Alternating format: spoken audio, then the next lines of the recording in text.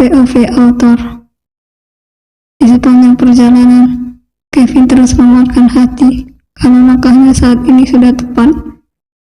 Sebenarnya tak tega rasanya meninggalkan keluarga di saat dalam kondisi yang begitu terpuruk. Akan tetapi, kali ini Kevin sudah merasa benar-benar dibuat jengah. Kata balas budi yang dilontarkan oleh sang ibu menjadi makanan sehari-hari, hingga membuat lelaki itu hidup dalam penuh penekanan. Maafkan aku, Bu. Bukan aku bermaksud melupakan jasamu padaku. Aku sungguh sudah tak sanggup kalau terus-terusan ditekan seperti ini. Aku juga punya hati, Bu. Aku juga ingin disayang dan dicinta, layaknya Mas David. Batin Kevin. Lelaki itu pun mengusap wajahnya dengan kasar, karena bayangan ibu yang dalam kondisi menyedihkan terus melintas di pelupuk matanya. Kevin menyandarkan tubuhnya di sandaran jok mobil, hingga lambat laun kedua netra itu tertutup. Lelah jiwa dan raga Kevin karena masalah yang sedang menerpa keluarga tercinta. Sedangkan di tempat lain, Arita terus mengumpat sampah serapah terus ia lontarkan untuk anak angkatnya itu. Begitulah Arita di saat ia diterpa masalah, bukan yang menjadikan ia sadar diri, yang ada semakin menjadi. Lihatlah Handoko, anak lelaki yang kau titipkan itu. Dia sama saja seperti dirimu, lelaki tak tahu diri dan tak tahu diuntung. Menyesal aku merawat anakmu, Handoko, teriak Arita dengan suara melengking. Prang! Arita membanting vas bunga yang ada di atas mejanya. Sialan kau, Kevin, dasar anak pelacur. Menyesal aku telah merawatmu. Tahu begini jadinya, sudah kukubur hidup-hidup tubuhmu sejak dahulu. Prang! Arita melemparkan ponsel hingga membentur kaca meja rias. Ponsel itu terjatuh ke lantai. Kemana aku harus mencari uang itu? Arita menggerutu. Kali ini ia benar-benar dibuat kalut. Padahal Arita sudah berharap penuh kalau kekurangan uang akan dicarikan oleh Kevin. Tapi nyatanya, anak angkatnya pergi dari rumah dengan tidak tahu dirinya. Arita menghela napas panjang dan ia keluarkan secara kasar. Ia lakukan itu berkali-kali, setidaknya agar bisa sedikit meredamkan gemuruh di dalam dada. Arita pun berjalan menuju ke arah di mana ponselnya terjatuh karena ia lemparkan. Entah kenapa Arita masih begitu yakin kalau anak angkatnya itu pasti masih bersedia untuk membantunya. Ya, Arita sangat yakin, sebab apapun yang Arita pinta, Kevin selalu memenuhinya. Setelah Arita mengambil ponselnya, ia menekan tombol power. Bernafas legalah perempuan baru baya itu, sebab ponselnya masih dalam keadaan baik-baik saja. Arita membuka aplikasi berlogo telepon dan berwarna hijau. Bergegas ia mencari kontak yang ia berikan nama Kevin. Perempuan baru baya itu memilih menu panggil, hingga akhirnya setelah beberapa detik tersambung, panggilan itu diangkat oleh sosok di seberang sana. Kevin yang baru beberapa menit saja berhasil memejamkan mata harus terbangun dari tidurnya karena ponsel yang ada di dalam sakunya berdering. Tanpa pikir panjang, Kevin pun langsung mengusap layar datar itu ke atas. Kevin ingin mengucap salam, akan tetapi suara sang ibunda tiba-tiba langsung terdengar. Kevin, kamu boleh pergi. Ibu mengizinkan. Tapi setelah sampai di Kalimantan, kamu harus segera mengirimkan uang itu. Kamu sanggup kan? Kevin sadar, ucapan sang ibu bukanlah suatu pertanyaan, tapi sebuah perintah yang harus dituruti tanpa sedikit pun perlawanan. Kevin bernapas kasar. Kevin, kamu dengarkan? Kevin pun menjauhkan benda pipi itu dari telinganya. Bergegas ia menekan tombol berwarna merah. Panggilan diputus oleh Kevin. Kevin, Kevin, dasar anak durhaka kamu, bekik Arita saat menyadari kalau panggilan itu dimatikan sepihak oleh anak angkatnya itu. Kevin pun mulai memblokir kontak milik Arita. Nomor telepon milik kakaknya itu pun tak luput juga ia blokir. Puluhan menit kemudian, Kevin masuk ke dalam hotel dan memesan satu kamar untuk ia singgahi. Arita yang semakin dibuat kesal itu berjalan menuju ke arah almari. Membukanya lalu meraih kotak perhiasan yang akan ia jual. Sebenarnya berat sekali untuk Arita menjual semua perhiasan miliknya. Akan tetapi, keadaan memaksanya untuk melakukan hal sedemikian. Semua demi kebebasan anak lelaki dan juga akan tergantikan dengan harta banu gini yang akan ia dapatkan. Begitulah tekad dari seorang perempuan yang bergelar ibu. Arita mengeluarkan satu persatu perhiasan berikut dengan surat-suratnya. Ia memasukkan benda berharga itu ke dalam salah satu kotak yang berbahan beludru berwarna merah. Setelah masuk semuanya, dimasukkannya ke dalam tas miliknya. Arita menggantungkan tas itu di lengan kanannya, lalu berjalan menuju keluar rumah untuk menghentikan taksi. Mobil berwarna biru itu melesat membelah jalan raya, berjalan menuju ke arah salah satu toko emas yang tadi sempat disebutkan Arita kepada sang sopir. Arita menghembuskan napas berat, lalu membuka pintu mobil setelah membayar tagihan taksi tersebut. Ada yang bisa dibantu, Ibu? Tanya salah satu karyawan toko emas itu setelah Arita berdiri di depan etalase yang di dalamnya sudah dipenuhi oleh kilauan emas. Nanti kalau sudah aku dapatkan harta gunung gini itu, aku akan membeli itu dan itu. Aku akan membeli perhiasan itu. Batin Arita kegirangan. Tanpa sadar, bibir yang dipoles dengan lipstik berwarna merah itu tersenyum merekah dengan iris hitam yang tertuju ke emas satu ke emas lainnya, yang tentu saja membuat sang pegawai toko emas itu mengerutkan keningnya. Sebuah pertanyaan yang tak kunjung dijawab oleh lawan bicara. Ada yang bisa dibantu, Ibu? Pertanyaan kedua itu membiarkan angan-angan indah Arita. Perempuan itu mengangkat kepalanya hingga pandangan itu mengarah ke pegawai berjilbab hitam tersebut.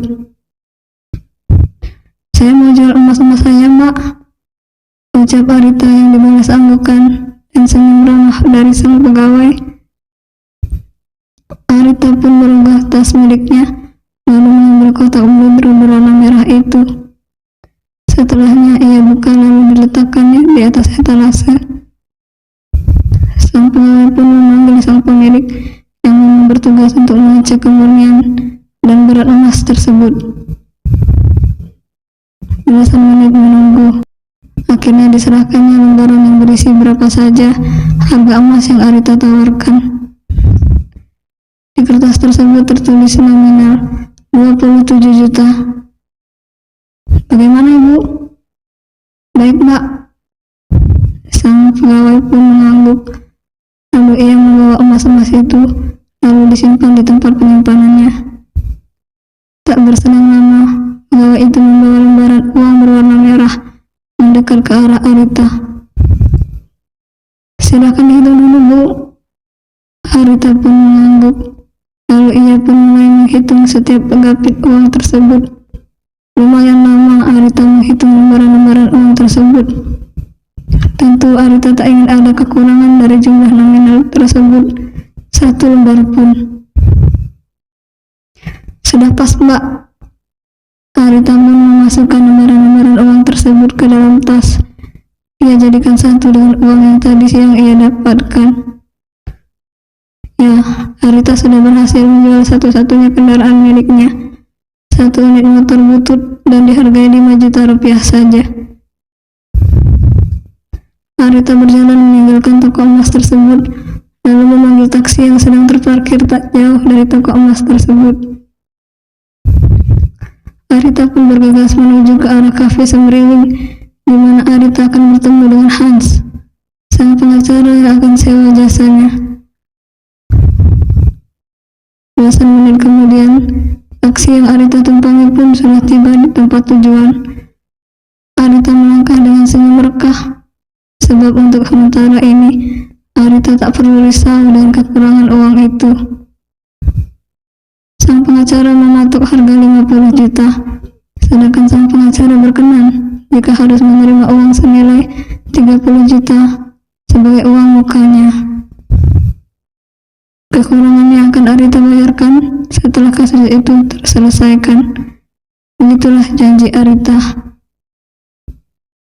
Arita melangkah, berhenti di ambang pintu, lalu mengedarkan pandangan ke segala penjuru ruangan kafe, sehingga langit hitam itu berhenti tepat di kursi yang terletak di sudut ruangan, di mana di sana sudah ada seorang lelaki yang berpakaian formal berjas hitam, bercelana kain hitam, dan dilengkapi oleh sepatu pantofel berwarna hitam mengkilap. Arita pun mendekat ke arah sana. "Selamat sore, Pak. Maaf sudah membuat Bapak menunggu." Sang pengacara yang sedang sibuk memainkan ponsel pun sedikit tersentak kaget akibat suara Arita. Bergegas ia letakkan ponsel itu di meja, lalu berdiri dan mempersilakan sang klien untuk duduk. "Gak apa-apa, Bu. Saya baru beberapa menit menunggu kok. Silakan duduk, ucap sang pengacara dengan begitu ramah. Arita pun tersenyum, lalu mulai menghenyakan tubuhnya di sana. Dimulailah percakapan antara sang pengacara dengan kliennya. "Tapi saya pasti akan mendapatkan harta gunung gini itu kan, Pak?" Sang pengacara pun mengangguk pasti, sembari kedua sudut bibir itu tertarik ke atas. "Pasti, Bu. Sudah banyak sekali kasus yang saya tangani, dan semua itu berhasil saya menangkan. Saya pastikan anak lelaki Ibu akan mendapatkan sesuatu yang memang menjadi haknya, dan juga anak Ibu akan segera keluar dari penjara. Ibu tenang saja, yang terpenting ada perizinnya, maka semua akan beres," ucap sang pengacara dengan penuh keyakinan. Arita pun tersenyum. "Apa Ibu meragukan kemampuan saya? Apa saya harus menunjukkan bukti-bukti kinerja saya?" lanjut sang pengacara. "Oh enggak perlu, Pak. Saya percaya sama Bapak. Maaf jika ucapan saya tadi sempat menyinggung perasaan Bapak," ucap Arita yang merasa tak enak. "Gak apa-apa, Ibu. Saya mengerti," ucap sang pengacara. "Kira-kira berapa lama ya, Pak, kasus itu akan selesai?" tanya Arita yang menuntut jawaban. Kurang lebih 3 bulan. Semua sudah clear.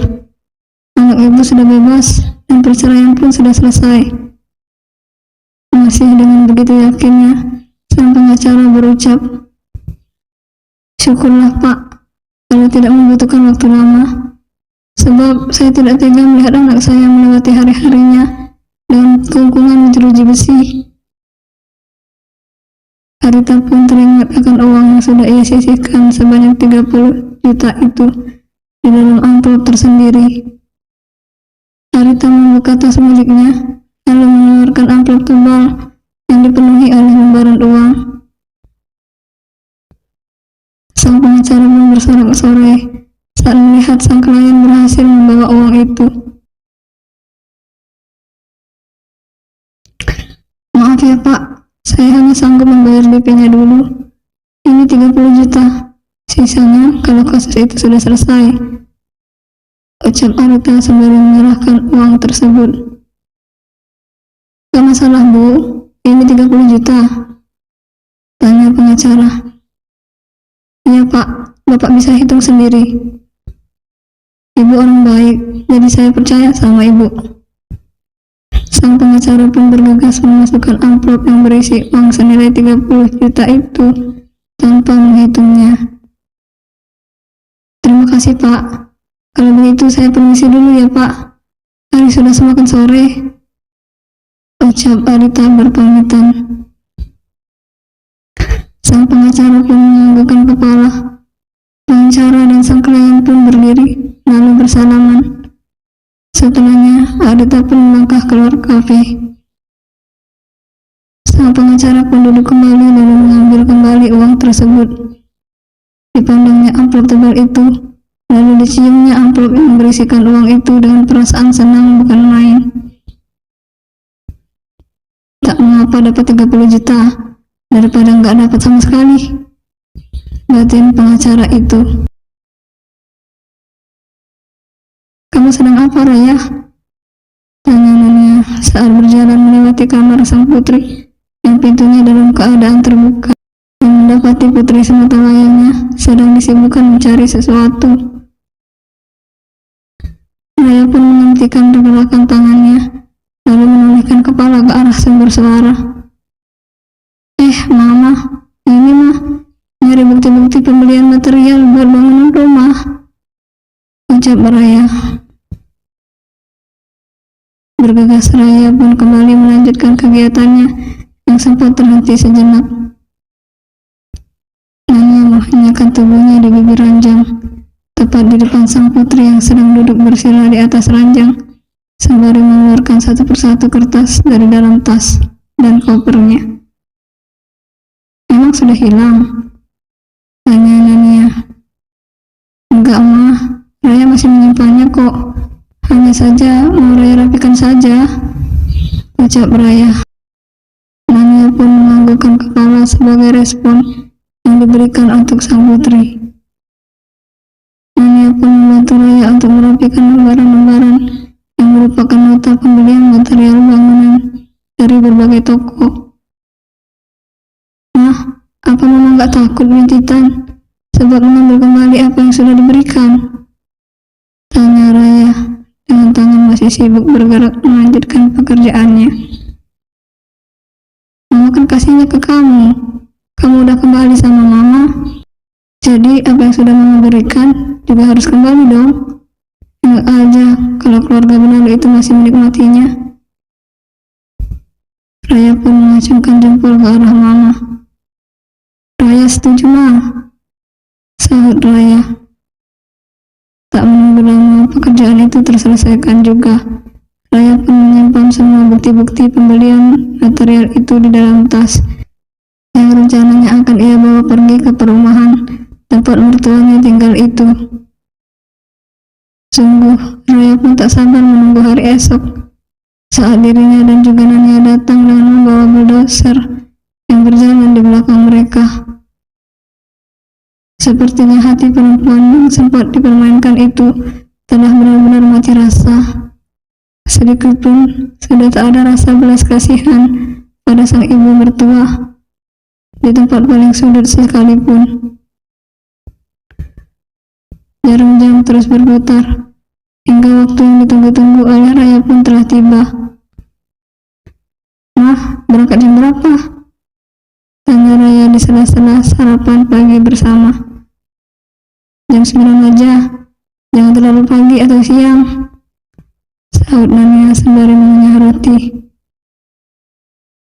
Kalian jadi ke sana? Tanya sang papa menyimak obrolan sepasang ibu dan anak itu. Ya jadilah Pak. Raya dan Nania pun menjawab dengan serempak, bahkan menggunakan nada yang sama. Sang papa pun menggelengkan kepala. Benar-benar ibu dan anak yang begitu kompak. Papa nggak bisa ikut ya. Hari ini ada meeting. Nanti kalau ada kendala, kalian langsung hubungi Papa. Siapa? jawab Raya dan Ania lagi berbarengan. Bahkan kedua jempol milik sepasang ibu dan anak itu sama-sama terangkat dan mengarah ke arah Guntur. Raya dan Ania pun saling menatap, lalu pecahlah akhirnya tawa mereka. Bersambung.